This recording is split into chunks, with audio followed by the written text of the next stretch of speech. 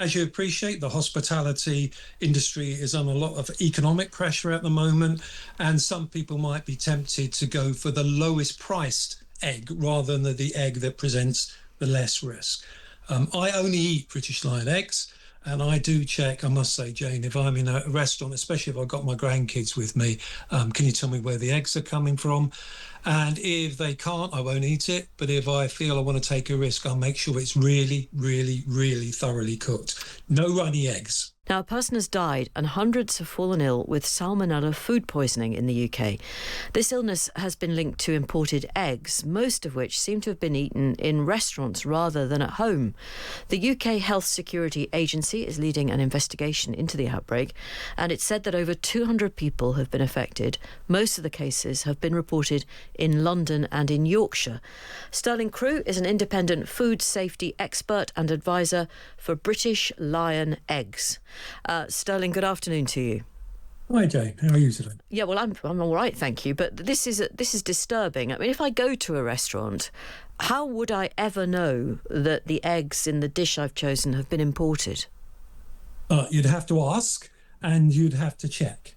Because everyone knows about British Lion egg and the protections that it can bring to consumers. And so people can make that informed decision. If you go into a retailer, you can check it's British Lion, it's not imported, it meets a certain standard. But you're absolutely right, Jane. Once you go into a restaurant, you don't get an opportunity to see the eggs they're using. And our concern is that people can't make that choice anymore. And vulnerable people, the old, the young, or if you have an immune suppressed condition, are very vulnerable to salmonella. They can get really ill and then could result in death as well. I must admit, I'm probably very stupid. I didn't know we imported eggs. Why do we need to? Because we can't supply enough of our own. Is a reason, because the egg market has gone up and down over the years. But I would only eat British eggs. I do not eat imported eggs, even if I cook them very well. You know, we eat about, I think it's 4 billion eggs a year, massive number. But 1.6 billion of those eggs are imported from abroad.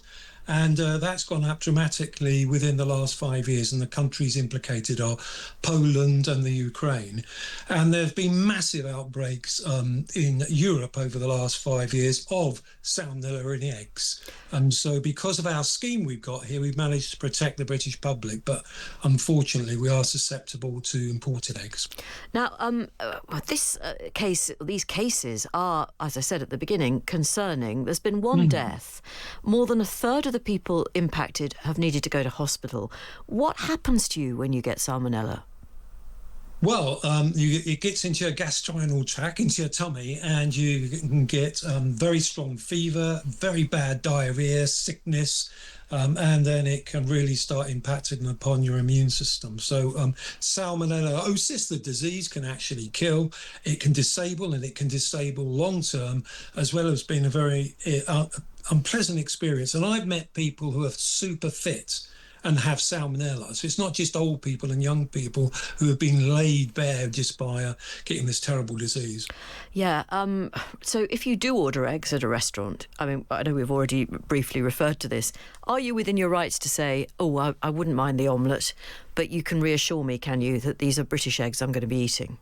Yeah, and most reasonable, responsible hospitality outlets are all using British Lion eggs. But as you appreciate, the hospitality industry is on a lot of economic pressure at the moment, and some people might be tempted to go for the lowest priced egg rather than the egg that presents the less risk. I only eat British Lion eggs. And I do check, I must say, Jane, if I'm in a restaurant, especially if I've got my grandkids with me, can you tell me where the eggs are coming from? And if they can't, I won't eat it. But if I feel I want to take a risk, I'll make sure it's really, really, really thoroughly cooked. No runny eggs. No, OK. And that British Lion egg signifier, the what's the thing I'm looking for? Logo. Yeah, that's it. Mark. Got that. Mark. Where is it? Is it on the box? Yeah, it's on the box, so you can make that choice as you're buying it. And also it's on the egg. Each individual egg is marked with the lion. It'll tell you what farm it's come from, where's the laying house, what the use-by date is. So there's a lot of information that the consumer can use that's on each individual egg.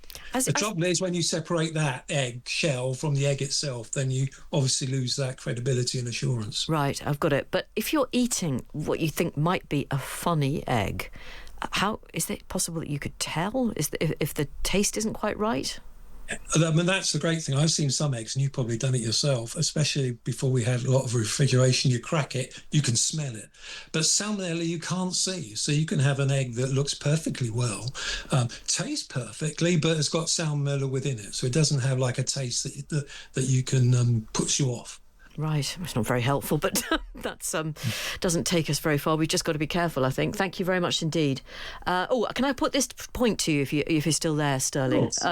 Pam says, isn't it true that imported eggs are usually in pre-made sandwiches from supermarkets? Should we be wary of those? What a great question, Pam. You're absolutely right. Is that we do have eggs coming in that go into this country and then go to a food processor and we'll process it.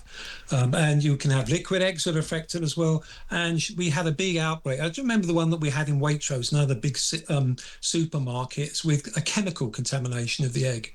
And that was because the eggs were imported, went into a sandwich, and then people ate them and were involved in the withdrawal. So a great question. Right. Another one here. Natalie says, is this anything to do with some of the supermarkets selling only white eggs?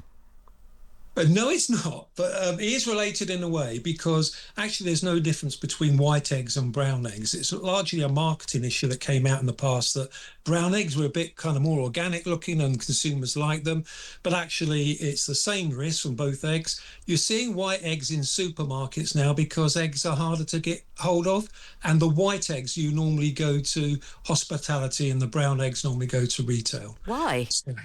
But his preference, his marketing, is that people prefer brown eggs. They've got a warmer feeling about. But if you go to someone like McDonald's and look at the eggs they're using, they're all white shelled. Right. And it depends on the breed of the bird that they're using, the type of bird that's laying the eggs.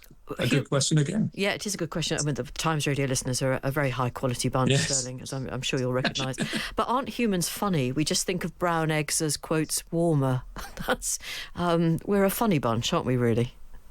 Jane, I'm a scientist and I buy brown eggs when I can. Do you? And I know it makes no difference at all, but I'm just drawn to them and they look pretty and make me feel good. No, I mean, I'm probably a brown egg woman as well, really, when it comes to it. Thank you so much for your time, Sterling Crew, food safety expert, and, as he said there, a British Lion Eggs advisor.